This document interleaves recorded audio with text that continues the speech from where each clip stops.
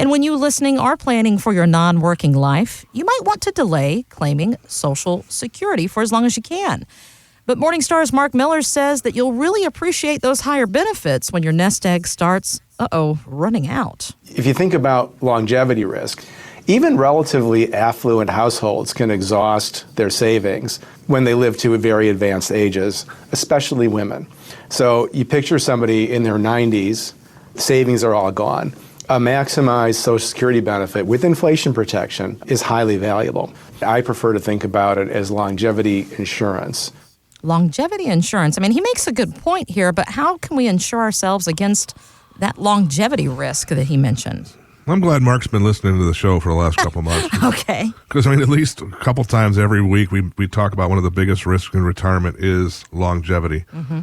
And we don't know how long we're going to live. And there's only 3 sources of guaranteed income for life, and that is Social Security, pensions, and income annuities. And those we can agree on. And even, like I said, this broker of 19 years from Company A I talked to this week, he agreed on the income portion of it, except he didn't agree of how it was used. Mm-hmm. But pensions, they're on shaky ground. Yeah. There's a lot of underfunding and so forth. And you can look this up on the internet. There's companies like GM and Ford and Verizon and General Electric and FedEx where they were so worried amongst a few, I think there's like 22 of them that are listed out there, that were worried, Kristen, that they weren't going to be able to pay their pensions to their employees. So what did they do? Did they, A, panic and just say, we'll see how it runs out? No, I'm sure that's not the case. B, did they go get themselves insurance? Huh. Well, guess what? They joined insurance companies. They put money into the insurance company to fund the pensions through, guess what? An annuity. Okay. The ever bad A word. But guess what? If these are some large companies, but it's a great place that can provide yourself with lifetime income and protection. At the end of the day, again, provide yourself with lifetime income. Yes, you don't know how long you're going to live and so forth, but look at the last couple of weeks. Imagine if you just retired, Kristen, let's just say 3 months ago, and you had $1 million portfolio and you were taking out 5%, and you're going to take out $50,000 this year. Mm-hmm. And now, boom, you just had a 30% drop in the stock market and the volatility that's been going on. So now you're just out of the blink of an eye, and your advisor says, hold firm, stay firm. What's 30% out of $1 million? That's $300,000. That's a lot. And $50,000 into $300,000 is what? 6. So you just lost 6 potential years of your income.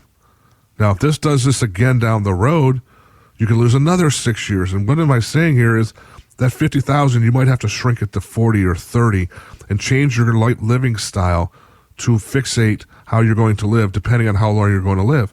And then, last time I checked, the stock market doesn't have a thing called long-term care or disability insurance tied into their payouts, do they, that you know of? No, you're right. No.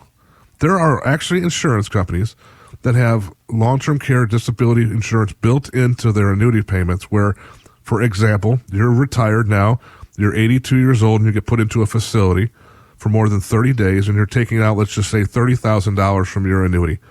They will double that $30,000 to $60,000 for the following 5 years to help you offset those costs. Okay. Is that a bad thing? Not at all. That's a great thing.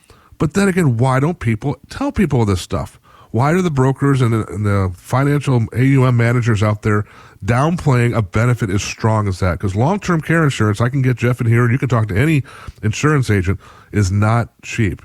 Long-term care insurance, it's very expensive. And guess what? Long-term care, period, is very expensive. Mm-hmm. So if you have a secondary way of help supplementing those costs, why would that be a bad thing? Mark hits it correctly.